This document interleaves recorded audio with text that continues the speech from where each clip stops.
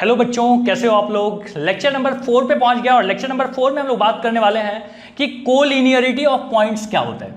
अब देखिए, आपको पता है कि कोलिनियर पॉइंट्स कैसे होते हैं। मान लीजिए हमारे पास ए है, हमारे पास बी है, हमारे पास सी है। आपने 10th क्लास में पढ़ा था कोलिनियर का क्या मतलब था। आपने बोला था कि ये डिस्टेंस प्लस ये डिस्टेंस इज इक्वल टू ये डिस्टेंस अगर हो जाए, मतलब A B plus B C is equal to A C हो जाए, तो आप क्या बोलते थे कि ये कोलिनियर होगा। मैं आपको बताता हूं कि एक और तरीका है कि इसका स्लोप और इसका स्लोप अगर सेम आ जाए तो भी क्या कहलाता है, कोलिनियर कहलाता है। अब स्लोप ना बोलते हुए मैं बोल दूं इसका डायरेक्शन और इसका डायरेक्शन अगर सेम आ जाए तो आप क्या बोलेंगे, ये कोलिनियर वेक्टर हो जाएगा। ये पॉइंट्स क्या हो जाएंगे, कोलिनियर हो जाएंगे। मतलब मैं बोल रहा हूं कि ए बी कैसा होना चाहिए, तो हम बोलेंगे ए बी होना चाहिए किसके बराबर, बोलेंगे कुछ ना कुछ कांस्टेंट लगा देते हैं, मान लीजिए लैम्डा लगा देते हैं, लैम्डा इंटू बी सी के बराबर होना चाहिए। समझ में आ रहा है। लैम्डा लगाने से क्या हुआ बेटा, मैं बोल रहा हूं कि मान लो ए बी बड़ा होता, ये छोटा होता, तो यहाँ पे ये वैल्यू ऐसा कुछ आता कि ये ए बी को बी सी को बड़ा करके इसके साथ मैच करा दे। मतलब जब भी दोनों का डायरेक्शन सेम है तो इस तरीके से हम लिख सकते हैं। अच्छा, तो आप क्या बोलेंगे, आप बोलेंगे कि क्या मैं इसको ए बी को बी माइनस ए लिख सकता हूँ, बी वैक्टर माइनस ए वैक्टर लिख सकते हैं। यहां पे क्या लिख सकते हैं, लैम्डा इंटू बी सी मतलब क्या हो गया, C vector minus B vector. बोलिए लिख सकते हैं कि नहीं। अब आप क्या लिख सकते हो, तो मैं बोलूंगा कि इसको मैं लिख सकता हूं बी माइनस ए वैक्टर, और यहां पे आ गया lambda C vector minus lambda B vector. अब सबको एक तरफ ले आओ, देखो क्या बन जाएगा, ए अकेला है तो मैं पहले ए वैक्टर लिख दे रहा हूं, ठीक है। नाउ बी के बारे में माइनस ए है, ये बी के बारे में देखो क्या हो रहा है, तो हम बोलेंगे बी कॉमन ले लेना यहां से, इसको इधर लाके, तो यहां पे 1 प्लस लैम्डा आ रहा है, lambda is constant. Now see के बारे में बताइए, तो हम बोलेंगे लैम्डा सी आ रहा है इज इक्वल टू क्या, 0।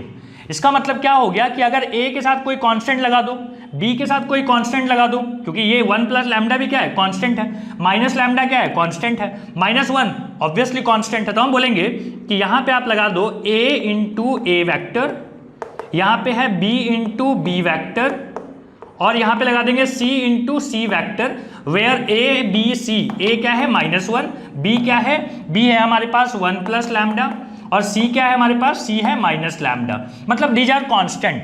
मतलब मैंने बोला कि जिन 3 पॉइंट्स को, दिस इज इक्वल टू 0, जिन 3 पॉइंट को आप क्या चाहते थे, कोलिनियर प्रूफ करना चाहते थे, उसके साथ कुछ ना कुछ कांस्टेंट लगाते जाओ और देखो कि उसकी वैल्यू 0 आ रही है क्या। अगर ये वैल्यू 0 आ रहे हैं तो हम क्या बोलेंगे, तीनों पॉइंट्स ए बी सी क्या है, कोलिनियर है। बात समझ में आ गई।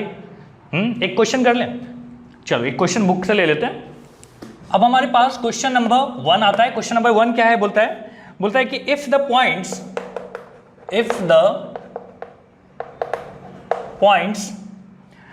विथ पोजीशन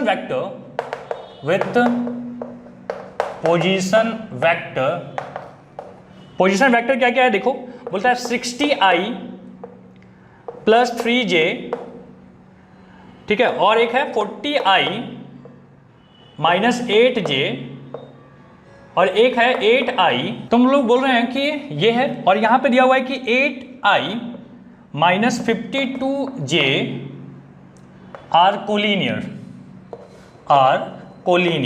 ठीक है। हमने बोला कोलिनियर है, तो find the value of A, find A. आपको ए क्या करना है, कैलकुलेट करनी है। चलिए स्टार्ट करते हैं। तो हमने बोला ए अगर आपको करना है तो क्या करना पड़ेगा, तो हमें देखना पड़ेगा कि ये प्लस ये के साथ कुछ मल्टीप्लाई कर देने से बात बन जाती है, बट वो प्रोसेस बहुत लेंदी है। तो हमने क्या किया, हमने बोला कि एक काम करते हैं, इसको ए मान लेते हैं, इसको बी मान लेते हैं, इसको सी मान लेते हैं। हम निकालना चाहते हैं कि पहले ए बी कितना आएगा, तो ए बी के लिए आप क्या बोलेंगे, बी माइनस ए करेंगे, ठीक है। तो बी माइनस ए करते हैं, मतलब बी वैक्टर माइनस ए वैक्टर कितना आता है, तो 40 माइनस 60 कितना आ गया, -20i, -8 -3 -11i J. A B मिल गया है आपको। अब आप क्या करो, आप बी सी निकाल लो। बी सी कितना आता है, तो हम बोलेंगे 40 माइनस बी सी मतलब सी माइनस बी, तो सी कितना है, ए माइनस 40 हो जाएगा, ए माइनस 40i। उसके बाद है 52 माइनस -8 मतलब कितना आ गया, तो हम बोलेंगे 52 प्लस -52 प्लस 8 कितना आएगा, तो 44, सही है ना, हाँ 44, तो हम बोलेंगे -44j आ रहा है। एक वैल्यू ये है, एक वैल्यू ये है। अब आप क्या करोगे, तो मैं बोल रहा हूं कि देखो दो लाइंस कब कोलिनियर होते हैं, तो हम बोलते हैं कि A B first vector plus lambda into second vector, पढ़ा था आपने ये चीज, इज इक्वल टू 0। तो आप क्या करोगे, ए बी तो आपको पता है, आप लिखेंगे -20i minus 11j plus lambda into B C कितना है, बी सी है आपके पास a माइनस 40 और माइनस 44j, ठीक है, इस तरीके से है आपके पास। इज इक्वल टू क्या आना चाहिए, 0। अब आप सोचो कैसे आएगा, तो हम सोच रहे हैं कि -20i है और यहाँ पे ये i वाली बात है। अच्छा ये वाला देखो, यहाँ पे आप क्या करोगे, एक काम करते हैं इसमें मल्टीप्लाई करते हैं लैम्डा, ठीक है, किसी में भी लैम्डा मल्टीप्लाई कर सकते हो। तो मैं बोल रहा हूँ ये छोटा है, इसमें मल्टीप्लाई करते हैं, तो मैं सोच रहा हूँ कि क्यों ना +4 से मल्टीप्लाई किया जाए। हाँ +4 नहीं, -4 से मल्टीप्लाई करो। लैम्डा की वैल्यू अगर -4 मैंने पुट किया, लिख देते हैं यहाँ पे, ऐसे कर लो, ठीक है। यहाँ तक के बाद आप क्या करोगे, तो आप बोलोगे आप क्या करो, यहाँ पे लैम्डा निकालना है। तो एक काम करते हैं हम लोग, कौन सा लें जिसमें अननोन केवल लैम्डा रहे, जे वाला पार्ट। तो हम बोलेंगे -44j, ठीक है, -44j, और यहाँ पे क्या आ गया, -11 है ये, -11j प्लस क्या, तो बोलेंगे प्लस नहीं, प्लस के बाद यहाँ पे माइनस है, तो हम बोलेंगे दिस इज -44j, लैम्डा किसके साथ था, इसके साथ, -11 लैम्डा है, इज इक्वल टू 0। सो क्या आएगा लैम्डा की value, lambda is equal to आ जाएगा 44 डिवाइडेड बाई -11 मतलब -4। लैम्डा कितना आ गया, -4 आ गया। अब आप क्या करो, अब आप i वाले को रिलेट करो, तो हम बोलेंगे -20 लैम्डा और plus a minus 40 is equal to 0। So lambda की वैल्यू -4 है, तो यहाँ पे आ जाएगा 80 plus a minus 40 is equal to 0।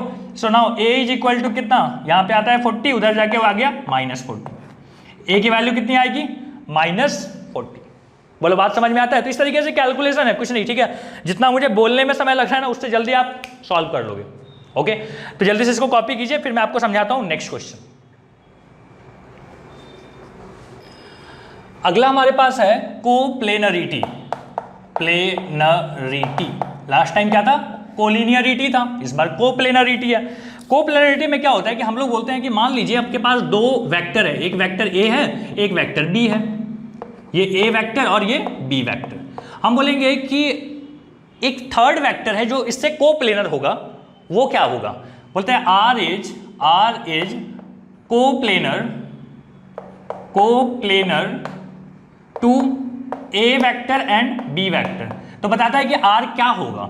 मान लीजिए ये आर है, ठीक है, ये आर है, तो बोलते हैं आर कैसा होगा, तो इसका आंसर है कि R vector is equal to होगा कि एक कांस्टेंट लगा लो, मान लो X A vector plus Y B vector, where X and Y is a constant. क्या है ये, एक्स और वाई कांस्टेंट है, कोई भी कांस्टेंट से मल्टीप्लाई करेंगे, दोनों को जोड़ देंगे, वो हम लोग को क्या देगा, आर वेक्टर देगा। यहीं पे हम चेक भी कर सकते हैं कि ये आर वेक्टर क्या ए बी के कोप्लेनर हैं। तो आपको क्या करना पड़ेगा, आपको देखना पड़ेगा कि क्या x में इस पहले वाले वेक्टर में कुछ मल्टीप्लाई करके, दूसरे वाले में भी कुछ मल्टीप्लाई करके, अगर मैं दोनों को जोड़ दूं तो क्या वो जो गिवन वेक्टर था जिसको हम चेक करना चाहते थे, क्या उसके बराबर आ रहा है। अगर आ रहा है तो बोलेंगे हाँ जी ये तीनों कोप्लेनर है, मतलब ये चेक करने में भी काम आएगा। अच्छा, इस बात को ना प्रूफ करके देखते हैं। ये जो हमने लिखा है ये वाला बात, इसको प्रूफ करके देखते हैं।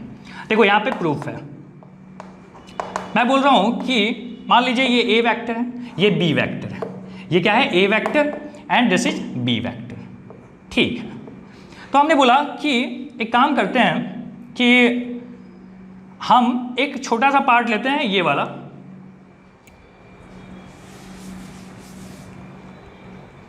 आपने बोला ये ए वेक्टर है और ये कहीं पे बी वेक्टर है, ठीक है। हम बोले अगर ये ए है ये बी है, तो क्या मैं एक छोटा सा, इतना छोटा सा पार्ट रख सकता हूं, दिस इज लैम्डा ए हो जाएगा। लैम्डा ए से अच्छा लिख लो कि एक्स ए हो जाएगा, एक कांस्टेंट से मल्टीप्लाई कर दिया, इतना सा पार्ट। इसको मैंने बढ़ा के लाया ऐसे, मैंने बोला कि मान लीजिए ये क्या है, तो ये इसके प्लेन में एक ही लाइन में मैंने रखा है, तो ये हो जाएगा वाई बी। समझ में आ रहा है बेटा, ये दोनों अगर क्या है, ये दोनों अगर कोलिनियर है, तो कोलिनियर कब होता है, जब आप एक कांस्टेंट से मल्टीप्लाई कर देते हो और वही वेक्टर लिख देते हो, तो क्या होता है, दोनों वेक्टर आपस में कोलिनियर होते हैं। तो मैंने बोला कि ये और ये कोलिनियर, इसी को मैंने पीछे पढ़ाया, इसको पीछे पढ़ाया, पैसा आ गया। आपको पता है कि अगर मैं यहाँ से एक वेक्टर लिखना चाहूँ, मान लीजिए ये आर वेक्टर है, तो ये आर वेक्टर कैसा लिखाएगा, तो आप बोलेंगे एक काम करते हैं, इसको हम ऐसे बना लेते हैं, ये और ये, मतलब ये हो गया क्या, वाई बी वेक्टर। तो हम क्या बोलेंगे कि R vector is equal to होता है, R vector is equal to होता है, ट्रायंगल लॉ यूज करना, तो हम बोलेंगे X A vector plus Y B vector. क्या आपने यही लिखा था, देखो तो समझ में आया कैसे हुआ? नहीं समझ में आया? देखो मैंने बोला बेटा ये ए वेक्टर है, ये ए वेक्टर, ये इतना बड़ा ए वेक्टर, ये क्या है, बी वेक्टर। हम बोले कि बी को ना यहाँ पे ले आओ, तो हम बोले मतलब ये जो वेक्टर है ये इसका एक छोटा वर्जन होगा, मान लो। तो छोटा वर्जन है तो कैसे करेंगे, हम बोलेंगे कांस्टेंट से मल्टीप्लाई करके उसको लिख दो, क्योंकि दोनों कोलिनियर हैं। ये और ये भी क्या है, कोलिनियर है, ये हिस्सा और ये हिस्सा क्या है, कोलिनियर है। तो आपने बोला कि ठीक है हम ऐसा लिख सकते हैं, इसमें भी एक कांस्टेंट मल्टीप्लाई कर देंगे। क्या होगा कांस्टेंट, एक्स से मल्टीप्लाई किया। अब हम बोले कि हम चाहते हैं कि यहाँ पे मतलब ये आर निकालना चाहते थे। आर क्या है, तो हम बोले ऐसे है आर। तो आर कैसे निकलेगा, हमने बोला उठा के इसको यहाँ रख दो, तो ये क्या बन गया, वाई बी, मतलब इसमें हमने मैग्नीट्यूड भी नहीं बदला है। ठीक है, अब आप दोनों को यहाँ पे यूज कर लो triangle law. Triangle law use करोगे तो आपको क्या दिखाई देगा कि R vector is equal to X A vector plus Y B vector. बात समझ में आ गई? अच्छा, तो ये हो गया कोप्लेनरिटी की बात, कि कोप्लेनर कैसा होता है। अच्छा, अब इसी तरीके से अगर मैं थ्योरम 2 आपको बताऊं, थ्योरम 2 क्या बोलता है, बोलता है कि अगर ए वेक्टर, बी वेक्टर और सी वेक्टर तीनों क्या हैं, ऑल थ्री आर कोप्लेनर, अगर ये तीनों क्या है, कोप्लेनर हैं, देन क्या, तो बोलता है कि x into A vector plus Y into B vector plus Z into C vector is equal to होगा 0। मतलब अगर कोप्लेनर है, कोलिनियर में क्या होता था, वो पोजीशन वेक्टर थे, ये क्या है, लाइन वेक्टर है। ए वेक्टर क्या है, लाइन वेक्टर। तो वही फॉर्मूला वही है कि तीनों में कुछ ना कुछ मल्टीप्लाई करो और देखोगे कि तीनों का सम जो होगा वो क्या होगा, 0 होगा। ठीक है, तो बहुत हद तक ये सेम दिखाई देगा आपको किसके साथ, कोलिनियरिटी के साथ। लेकिन ध्यान रखिएगा, कोलिनियर और कोप्लेनर दोनों अलग अलग बातें हैं, पता होगा। कोप्लेनर मतलब all the vectors, all the line vectors are in same plane. Collinearity में क्या होती है कि all the position vectors are in the same line. Okay, तो ये सब गलती नहीं करनी है, ये सब आपको समझ में आना चाहिए। तो सेकंड थ्योरम हम लोग को समझ में आ गया। अब इन्हीं 2 थ्योरम पे हम लोग क्या करेंगे, बहुत सारे क्वेश्चंस करेंगे। तो जल्दी से इसको कॉपी कीजिए, फिर हम लोग क्वेश्चंस करते हैं। अब हम लोग देखते हैं कि ये सवाल, show that the vector this and this vector are coplanar.